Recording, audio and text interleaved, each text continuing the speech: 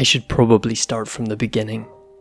I have always been interested in the latest and greatest in tech, so when my friend introduced me to virtual reality with his new Oculus Quest, I knew I wanted one. Gone were the days of needing a super powerful gaming PC with thick cables only to get a sort of 3D view of a crappy horror game with 10 pixels, where you still need to use a mouse and a keyboard to move around. No, the newest headsets are fully self-contained. They're battery powered and they track you and your movements perfectly into the game for a seamless experience. But that is not why you're reading this. As a matter of fact, I can promise you that I will never touch my headset again, and I really hope none of you make the same mistake I did. The first few days were great, fun games and fun times while trying to get used to having the room around you change into a completely new space. Visiting the top of Mount Everest, playing VR games with friends, etc.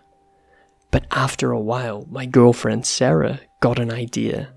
She could use her phone to view the VR world and walk around me to see the world around me. While I was playing a scary horror game, she waited until the exact right time and grabbed my arm. I'm not proud to admit it, but I freaked out. If you've ever been in virtual reality, you might wonder what the big deal is, but believe me when I tell you, I've never been more scared in my life. It only takes a minute or so for your brain to completely accept that what you're seeing through the headset is real life.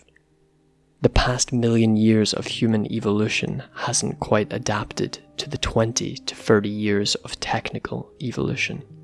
The monkey brain easily is confused with a fancy screen. I wasn't angry at Sarah. As a matter of fact, I was quite jealous that she thought of it first. We both love to be scared, and so we scare each other a lot. From hiding from each other and jumping out, to telling each other scary stories at night. But I also knew her well enough to know that such a big reaction from me would just incentivize her further to do it again, so I knew I had to prepare myself. I started asking around online if there was any way I could arm myself against such an attack, and after a while I was approached by a developer. He said he made an app that would show the outline of a person if they were coming close to them. He said this was because his toddler was almost able to walk, and he was afraid he would hit her if she ever tried to walk to him while he was playing. It uses the headset's 4 built-in UV cameras to find people in the same room. The cameras are usually used to track your head's movements, but the headset was powerful enough so that it could do both at the same time. I knew this would be the perfect way to retaliate against Sarah. A couple of days later, I see my girlfriend keep checking her phone and looking around me. I knew what she was doing, and when she quietly stood up, I prepared myself and directly grabbed her arms. She let out a shriek, and after a minute she asked how I knew not only what she was doing, but how I knew where she was. I showed her the new app, and we decided that this joke was over. I did, however, decide to keep the app, after an earlier incident where I accidentally hit her arm while playing Beat Saber. It turns out the dev was onto something.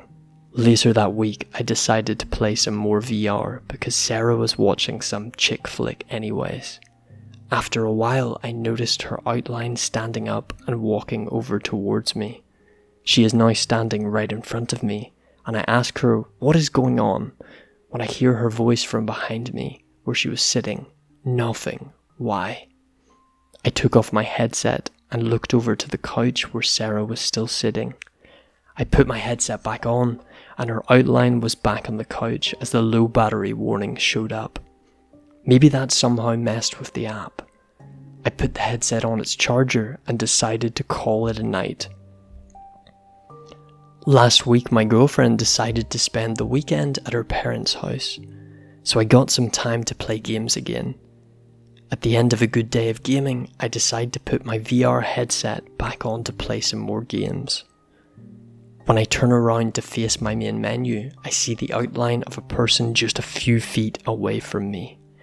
It definitely scared me, and I quickly took off the headset to investigate. Of course there was nobody in front of me.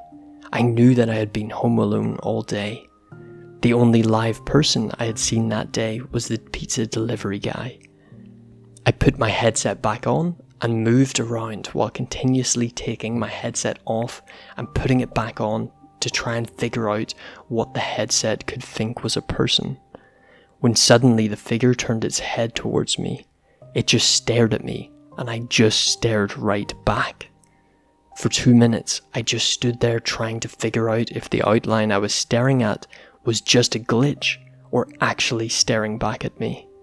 When suddenly it just jumped straight at me.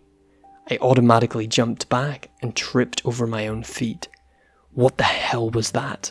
I thought, as I took my headset off and got up from the ground. I quickly looked around the room to make sure I was still alone, and of course there was nobody else in the room. I slowly put the headset back on and slowly looked around the virtual environment in search of an outline, but it was nowhere to be found. I booted up my laptop and messaged the dev that sent me the app. What the hell was going on here? After an hour I got a reply, and he asked me if there was anything that would emit ultraviolet light, things like remote controllers for televisions, candles, or the Wii sensor bar. He told me to use my phone's camera to check around because ultraviolet will show up on a phone camera.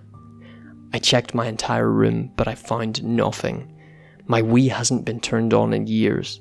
My TV uses a Bluetooth remote, and Sarah doesn't want candles because she thinks it is a fire hazard. I couldn't find anything that would confuse the app. The dev told me he'd investigate it, but it might be a one-time occurrence. Whatever it was, I was done playing for tonight. I don't usually get freaked out by scary stuff, but this was too much for me. The next day I had come to my senses a bit more. It was just silly, just a small glitch. It shouldn't have scared me as much as it did, and it won't keep me from enjoying my new favourite hobby. When I got home from doing groceries, I put everything away and went to my gaming room. I closed the door. I have learned my lesson from hitting that door more than I'd like to admit, and I grabbed my headset. I hesitated a bit more before putting it on, but quickly laughed and put it on. I wasn't actually afraid of some weird app, right? I turned it on and looked around, just my empty space station that functioned as my default home area in VR. No outline. I sighed a sigh of relief as I started a game, but a couple of hours later, I saw my girlfriend walk through the door into the room. I greeted her as I paused my game. She didn't respond. She just stood there, staring at me.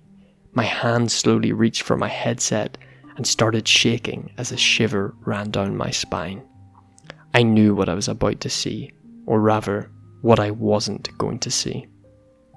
I slowly lifted the headset, and as I thought there was no one there, not only that, but the door that I meticulously close every time I play, was now open. I was sure I closed it. I remember closing it, but somehow that door was now open. That was impossible, right? I am done with this shit. There is nothing here, and it is all in my mind. I grabbed my laptop and connected my headset to it. I quickly navigate over to the installed apps and find the app that started all of this shit. I selected it, pressed delete, and watched as the progress bar made its slow and jumpy way to the right side of the screen. I was greeted with the text, "App successfully deleted." I breathed a sigh of relief. I put my headset on again and looked around, but when I looked behind me, it was still there, staring at me.